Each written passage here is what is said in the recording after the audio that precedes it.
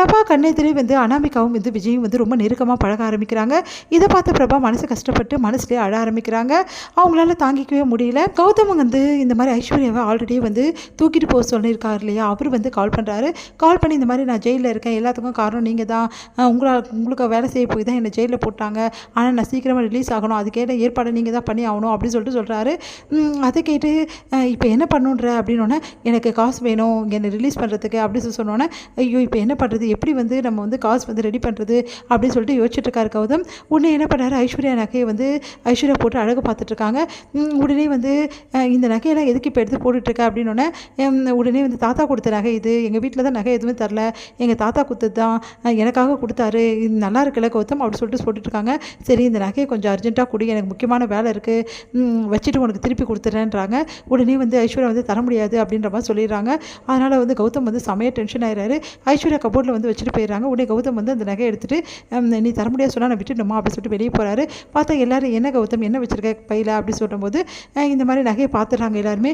எதுக்காக இப்படிலாம் பண்ணுற அப்படின்னோடனே உடனே வந்து ஐஸ்வர்யா நகையை வந்து ஐயோ எடுத்தது எல்லோரும் கண்டுபிடிச்சிட்டாங்களேன்னு சொல்லிட்டு செமையாக டென்ஷன் ஆகிறாரு. கரெக்டாக அந்த டைமில் ஐஸ்வர்யா வந்து நான் தான் பாலிஷ் பண்ண கொடுத்துருந்தேன் பழைய நகை அப்படின்ற மாதிரி சொல்கிறாங்க. பாலிஷ் பண்ண வீட்டுக்கு ஆள் வருவாங்கம்மா, இந்த மாதிரிலாம் கொடுத்தனுப்பாத அப்படின்னு சொல்லிட்டு சொல்லிடுறாங்க.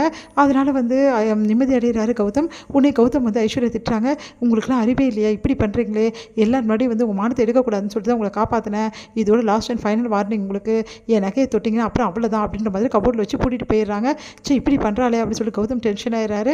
அடுத்து வந்து இங்கே என்ன பண்ணுறாங்கன்னா மகா வந்து நிறைய வேலை செய்கிறாங்க. வீட்டு வேலை எல்லாத்தையுமே வந்து என்ன பண்ணுறாங்க, ராஜலட்சுமி வீட்டில் வேலை செய்கிறவங்களெல்லாம் நிறுத்திட்டு மகாவையே செய்ய வச்சுறாங்க.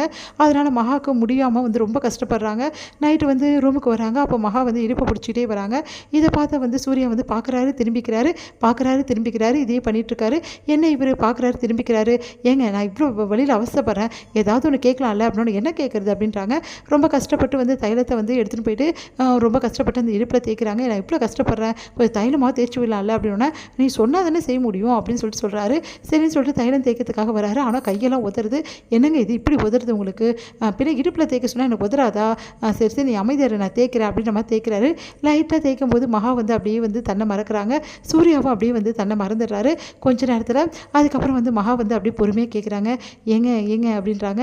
என்ன அப்படி சொன்னோன்னே நான் உங்ககிட்ட ஒன்று சொல்லட்டுமா, நீங்கள் தேய்க்கிறது எனக்கு ரொம்ப இதமாக இருக்குது, எனக்கும் தான் அப்படின்ற மாதிரி சொல்கிறாரு. அடுத்து வந்து சரி எதாவது சொல்ல விரும்புகிறீங்களா அப்படின்னு கேட்குறாங்க.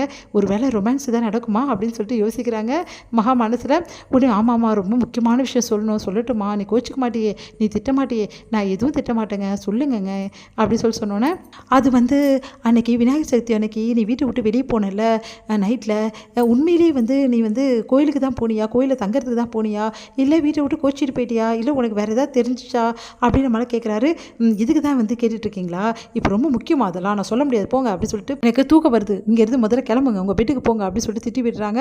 தைலமும் தேய்க்க வேணாம் ஒன்றும் தேய்க்க வேணாம் போங்க அப்படி சொல்லிட்டு திட்டிட்டு, இவரெல்லாம் வந்து திருந்தவே மாட்டேன், இவர்கிட்ட போயிட்டு நான் எதிர்பார்த்தேன் பாரு என்ன சொல்லணும் அப்படின்னு சொல்லிட்டு மகா போய் படுத்துடுறாங்க. இது முடியுது.